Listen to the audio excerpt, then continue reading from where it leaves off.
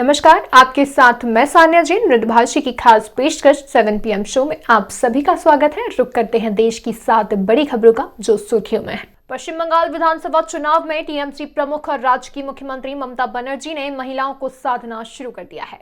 दीदी ने लगातार दूसरे दिन सोमवार को महिलाओं की पदयात्रा निकालकर विमेन पावर दिखाई।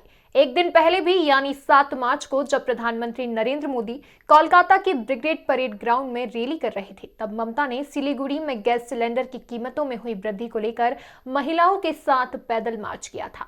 ममता ने अपने गले में जय बांग्ला लिखा पोस्टर लटका रखा था। दीदी ने प्रधानमंत्री नरेंद्र मोदी और गृह मंत्री अमित शाह पर हमला बोलते हुए कहा, बंगाल को बाहरी गुंडे नहीं चाहिए। उद्योगपति मुकेश अंबानी के घर एंटीलिया के बाहर स्कॉर्पियो में जिलेटिन की छड़ मिलने और स्कॉर्पियो मालिक की मौत की जांच अब एनआईए करेगी।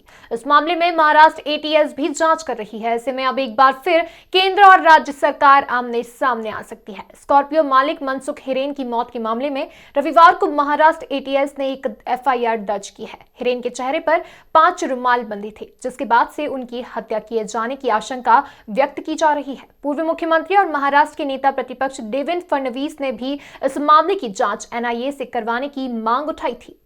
Chief justice of India justice S A Bobde ने सोमवार को कहा कि इंस्टीट्यूशन ऑफ कोर्ट के तौर पर हम हमेशा से महिलाओं को सबसे ज्यादा सम्मान देते हैं। उन्होंने रेप के आरोपी को पीड़िता से शादी करने की बात कहने से भी इनकार किया। सीजेआई की अध्यक्षता वाली बेंच ने कहा कि हमने कभी किसी आरोपी से पीड़िता से शादी करने को नहीं कहा। हमने कहा था, क्या तुम उससे शादी करने जा रहे हो? इस मामले में हमने जो कहा था उसकी पूरी तरह से गलत रिपोर्टिंग की गई।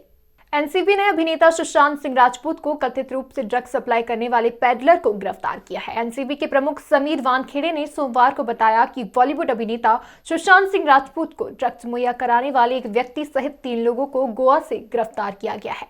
सुशांत को ड्रग्स सप्लाई करने वाले आरोपी की पहचान हेमंत शाह उर्फ महाराज के रूप में हुई है। हेमंत का नाम सुशांत ड्रग्स केस में गिरफ्तार हुए अनुज केसवानी और रीगल महाकाल ने भी पूछताछ के दौरान लिया था। उसके घर पर भी पुलिस ने रेड की थी। वहां से एलएसडी और 30 ग्राम चरस बरामद हुई है। रविवार को पीएम नरेंद्र मोदी की रैली में तृणमूल तो निशाने पर थी ही, लेकिन इस बार लेफ्ट कांग्रेस को भी उन्होंने निशाने पर लिया। इसके पहले तक बीजेपी नेता सिर्फ बुआ भतीजे को ही टारगेट बना रहे थे। पीएम ने कहा कि एक समय वामपंथियों ने नारा दिया था कि कांग्रेस के काले हाथ तोड़ दो, मरोड़ दो, इसी के दम पर सत्ता में आए। फिर आज काला हाथ गोरा कैसे हो गया? पीएम ने ये तंज इसलिए कसा क्योंकि इस बार लेफ्ट कांग्रेस गठबंधन में चुनाव लड़ रहे हैं। कुछ ही दिनों पहले गठबंधन की ब्रिगेड मैदान में ही रैली थी, जिसमें बड़ी संख्या में भीड़ जमा हुई थी। देश का सबसे दक्षिणी छोर तिरुवनंतपुरम में अरब सागर के शानदार बीच की बिखरी हुई रेत पर देर शाम गृह मंत्री अमित शाह का चुनावी मंच सजा। रैली का मिजाज और अंदाज उत्तर भारत की रैलियों से बिल्कुल अलग दिखा। शाह भी यहां अलग अंदाज में नजर आए। उन्होंने अपनी इस रैली के जरिए भाजपा की केरल विजय यात्रा का समापन और मिशन केरल की शुरुआत की, लेकिन इस दौरान भी उनकी जुबान पर बंगाल का नाम आ ही गया।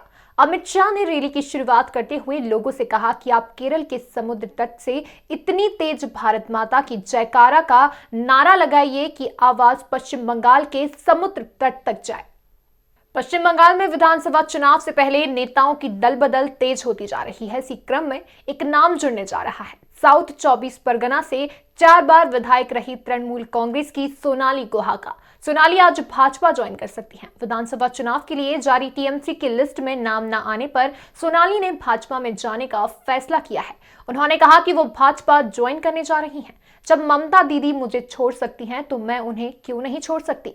मैंने मुकुल रॉय को फोन किया और उनसे कहा कि मुझे चुनाव नहीं लड़ना है, लेकिन मुझे एक सम्मानित पद चाहिए। वे राजी हो गए और मैं अब निश्चित तौर पर भाजपा ज्वाइन करूंगी। कमेंट सेक्शन में जरूर बताएं कि आपको ये वीडियो कैसा लगा। फिलहाल के लिए इतना ही। अगले शो में फिर हाजिर होंगे देश की बड़ी सुर्खियों के साथ।